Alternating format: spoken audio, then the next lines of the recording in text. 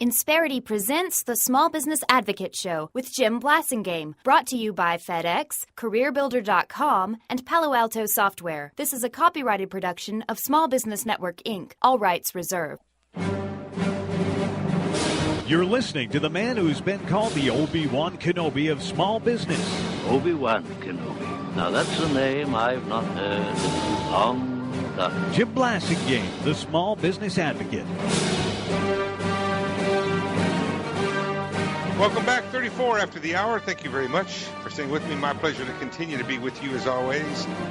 Very excited about having our good buddy Wayne Cruz back on the show. Wayne is an original founding member of the Brain Trust. That means he's been with us since 1998 or earlier. He's Vice President for Policy and Director of Technology Studies at the Competitive Enterprise Institute. He's the co-author of a book that I've enjoyed reading over the years and learning more about, Copy Fights, along with our good buddy Adam Thierer.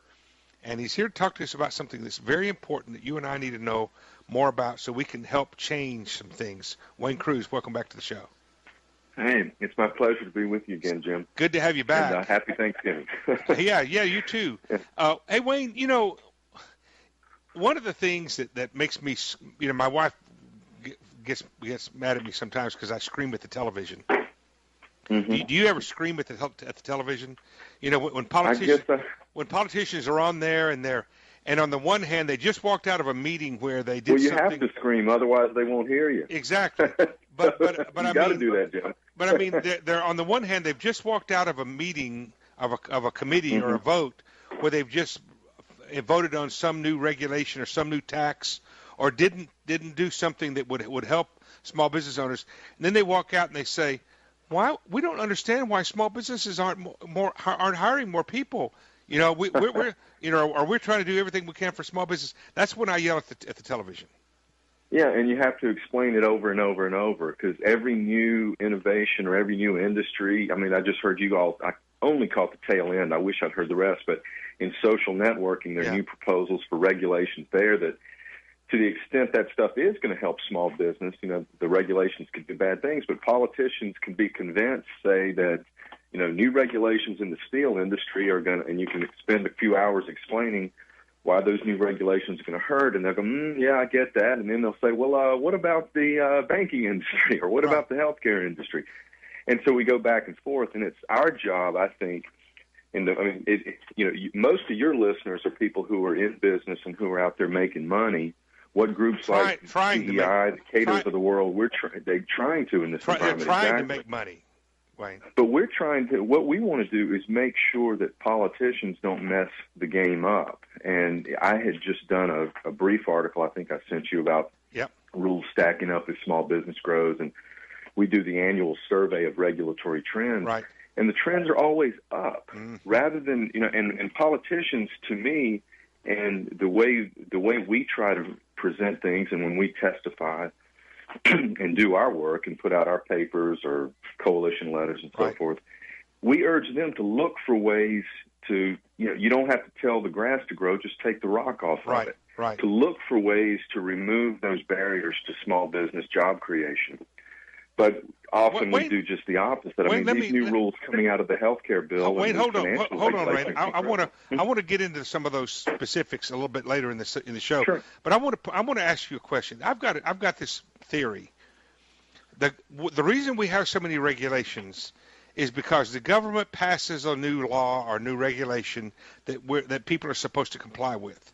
Then somebody finds a way to defeat that. They find a way to abuse it, to break the law, to break the regulation. They do something bad. And they aren't caught by the people who are supposed to be checking them.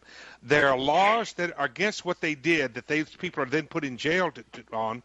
But when the government sees that these people broke those laws, even though it was nothing more than not being caught in time, the government says, we need more regulations.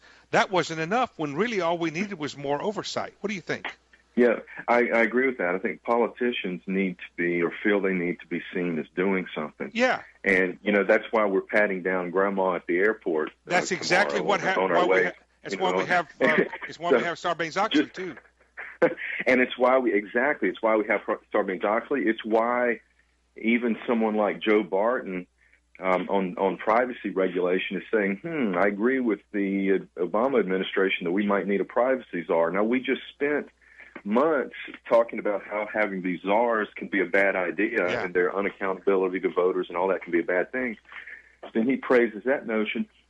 Committing fraud online, identity fraud online, or stealing someone's identity or misrepresenting what you sell, those things are already crimes. It's already against 16 laws.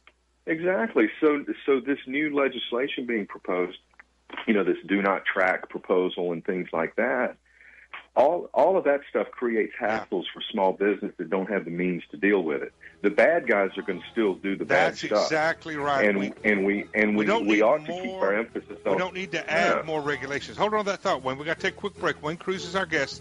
We're going to get into some of the specific things that Wayne sees out there that's coming at you and me that's going to cost us money and hold us back, frankly. It's going to put the rock on our grass, as he said. 10-20 till. I'm Jim Blasingame. Stay with us.